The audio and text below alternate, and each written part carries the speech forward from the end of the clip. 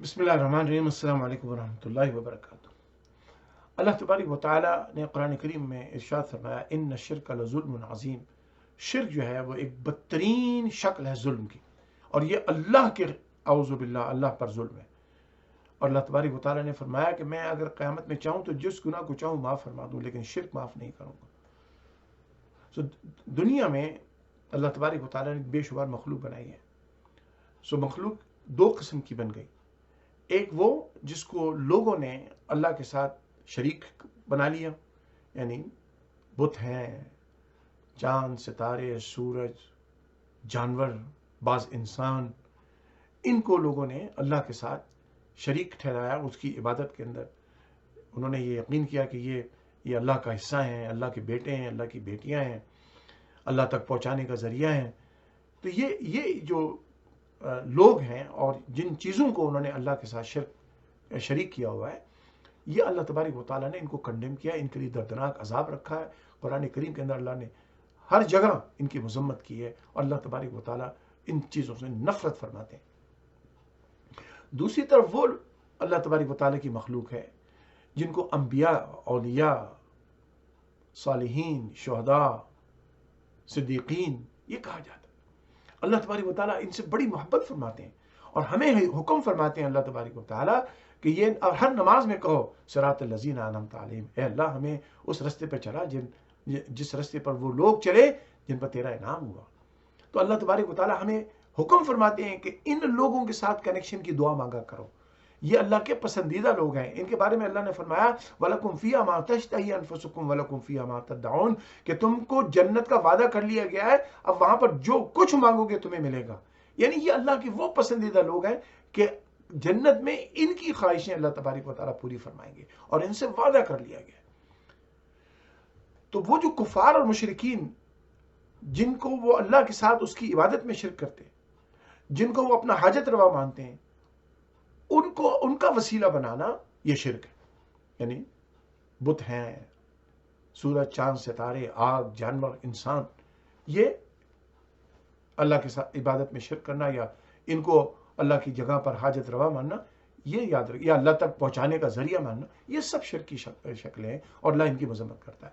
لیکن دوسری طرف وہ انبیاء، اولیاء ہیں جن کو اللہ تبارک و تعالیٰ نے جنت کا وعدہ کر لیا ہے، جنہوں نے اپنی زندگی اللہ کے لیے وقف کی، ان کا وسیلہ کرنا یاد رکھیے یہ شرک نہیں ہے۔ اب بعض لوگ جہالت کے اندر بتوں والی اور شرک والی آیتیں جو ہیں جن کی مذمت اللہ تعالیٰ نے قرآن میں فرمائی ہے، ان کو انبیاء اور اولیاء کے ساتھ جو وسیلے کا عقیدہ ہے اس کے ساتھ ایکویٹ کر دیتے ہیں، اس کے ساتھ برابر کر دیتے ہیں۔ یاد رکھیے یہ بہت بڑا ظلم ہے اسلام پر۔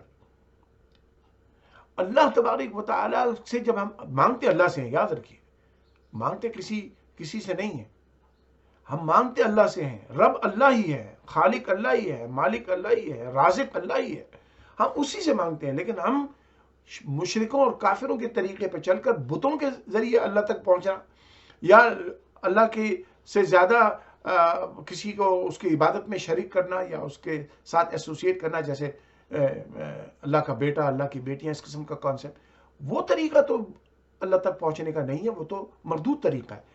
لیکن یہ طریقہ یہ ہے کہ اے اللہ ہم ان نبیوں سے محبت کرتے ہیں کیونکہ تو بھی محبت کرتا ہے، ہم اولیاء سے محبت کرتے ہیں، اے اللہ تو بھی محبت کرتا ہے، ہم تجھے ان کے ساتھ اپنے تعلق کا اس طرح سے اظہار کرتے ہیں کہ ہم ان سے محبت کرتے ہیں، ان کے وسیلے سے، ان کے صدقے میں اللہ تبارک و تعالیٰ ہماری خواہشیں پوری فرما دے۔ یہ کیسے شرک ہو گیا؟ یہ تو شرک نہیں ہوا۔ جن سے اللہ محبت کرتا ہے اور ہم ان سے نہیں مانگ رہے ہیں، ہم مانگ اللہ ہی سے رہے ہیں، لیکن اللہ تبارک و تعالیٰ کی بارگاہ ملتے جائے کہ یا اللہ یہ تیرے نیک لوگ ہیں، ہم ان سے کنیکٹڈ ہیں، تو ان کی وجہ سے ہماری دعا قبول فرما لے۔ کعبہ شریف کوئی جائے، بیت اللہ شریف جائے، تو ہم اس سے کہتے ہیں وہاں جا کے دعا کر دینا، اس لیے کہ کعبہ وہاں وسیلہ بن جاتا ہے۔ وہاں پر کوئی اعوذ باللہ خاکم بدان کہ اللہ تبارک و تعالیٰ بڑی توجہ سے سنتے ہیں اور یہاں پر توجہ نہیں ہے۔ اللہ کی توجہ ہر جگہ ایک جیسی ہے، لیکن کعبہ وسیلہ بن جاتا ہے۔ ابراہیم علیہ السلام کا پائے مبارک جو ہے مقام ابراہیم، وہ وسیلہ بنتا ہے، صفا مروہ وسیلہ بنتا ہے، میدان عرفات وسیلہ بنتا ہے، مینا و مزدلفہ وسیلہ بن جاتے ہیں، قرآن وسیلہ ہے، یہ ساری چیزیں وسیلہ بنتی ہیں، ان کے ذریعے اللہ سے دعا مانگی جاتی ہے۔ مائی برادر اینڈ سسٹر، میرے بھائی اور بہنوں، اللہ تبارک و تعالیٰ کے ولی اور انبیاء جہاں دفن ہیں، اولیاء دفن ہیں، وہ جگہ بڑی مبارک جگہ ہیں، اس لیے کہ اللہ تبارک و تعالیٰ کی رحمت و برکت 24 گھنٹے اس جگہ پر پڑتی ہے۔ اللہ تبارک و تعالیٰ نے قرآن کریم میں فرمایا کہ اللہ تبارک و تعالیٰ نیک اور صالحین، انبیاء، اولیاء، صدیقین، شہداء، ان لوگوں کے اوپر اپنے انعام کو کبھی نہیں روکتا ہے۔ جب وہ کبھی نہیں روکتا ہے تو قبر میں بھی اللہ تبارک و تعالیٰ ان پر اپنی رحمت مغفرت کی بارش پر فرماتا ہے، ان کی قبریں جنت کی کیاریوں میں سے کیاریاں بن جاتی ہیں۔ تو ہم وہاں اگر کسی بزرگ کے، کسی اللہ کے نبی کے، کسی اللہ کے ولی کے، صحابہ کرام، اہل بیت الزام، ان نیک لوگوں کی مزار پر جا کر اگر یہ کہنے اللہ ان کے وسیلے سے ہماری دعائیں پوری فرما دے، اس میں کہاں سے شرک ہوگی؟ عبادت تو اللہ ہی کی ہے، مانگا تو اللہ ہی سے ہے، لیکن ان لوگوں کے وسیلے سے مانگا جو اللہ کو پسند ہے، ان کے وسیلے سے نہیں مانگا جن سے اللہ نفرت کرتا ہے، جن کے ساتھ اللہ تبارک و تعالیٰ نے ایسوسیشن سے ہمیں روکا ہے، ان کی ایسوسیشن کا حکم دیا ہے۔ یہی فرق ہے، بتوں سے وسیلہ بنانا، انبیاء اور اولیاء سے وسیلہ بنانا۔ بتوں سے وسیلہ بنانا یہ کافر و مشرکوں کا طریقہ ہے، انبیاء اور اولیاء سے وسیلہ بنانا یہ مومنوں اور مسلمانوں کا طریقہ ہے، اور اللہ کا پسندیدہ طریقہ ہے۔ سنتا ہی اللہ ہے۔ مجھے یہ بتائیے کہ اگر کوئی بت پرست اپنے جہاں عبادت کرتے ہیں وہاں جا کے بتوں سے اپنی منتیں مانگتے ہیں کہ نہیں مانگتے؟ کیا ان کی منتیں پوری نہیں ہوتی؟ اس وقت دنیا کے اندر 1 بلین سے اوپر زیادہ بت پرست موجود ہیں، 1 بلین سے اوپر سے زیادہ۔ کیا ان کی منتیں پوری نہیں ہوتی؟ ان کی منتیں پوری ہوتی ہیں۔ تو کیا ہم یہ سمجھتے ہیں وہ بت ان کی منتیں پوری کرتا ہے؟ بت تو سنتا بھی نہیں ہے۔ قیامت کے دن اللہ ان بتوں سے پوچھے گا کہ بتاؤ تم کو میں نے خدا بنایا تھا؟ وہ تو کہیں گے اللہ ہمیں تو پتہ ہی نہیں ہے کہ یہ ہماری عبادت کرتے تھے۔ تو ان کی بھی منتیں پوری ہوتی ہیں، اس لیے ہوتی ہیں کہ اللہ ہی سنتا ہے، لیکن ان کو عذاب ہوگا اس طریقے کو فالو کر کے جس طریقے کو اللہ نے شرک کہہ کے کہا، فرمایا کہ یہ ظلم ہے، بدترین ظلم ہے۔ اور وہ انبیاء اور اولیاء جن کو اللہ نے جنت کا وعدہ کر لیا ہے، جن سے اللہ خوش ہے، جن کی ہر خواہش کو اللہ جنت میں پورا کرنے کا وعدہ فرما چکا ہے، ان کے وسیلے سے اللہ تبارک و تعالیٰ تو خوش ہوتے ہیں۔ ان کی عبادت نہیں ہوتی، ان کا وسیلہ اللہ کی بارگاہ میں استعمال ہوتا ہے۔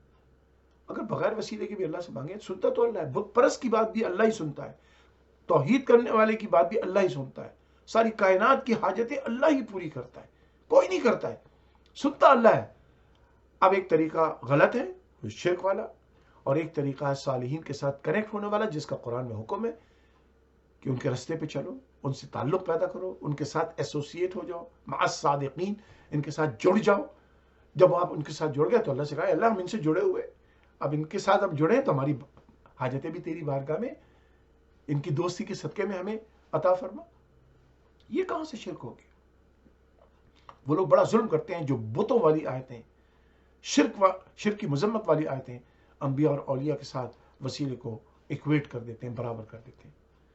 یہی مس گائیڈنس ہے جو اسلام کے نام پر لوگوں میں پھیلائی جا رہی ہے۔ انبیاء اور اولیاء سے توسل کرنا بہت اچھی بات ہے، لیکن اس کو شرک کہنا یہ بہت بڑا ظلم ہے۔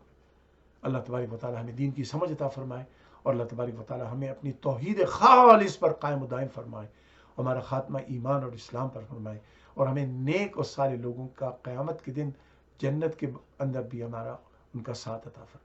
وصلی اللہ تعالی علی حبیبی محمد وآلہ وبارک وسلم۔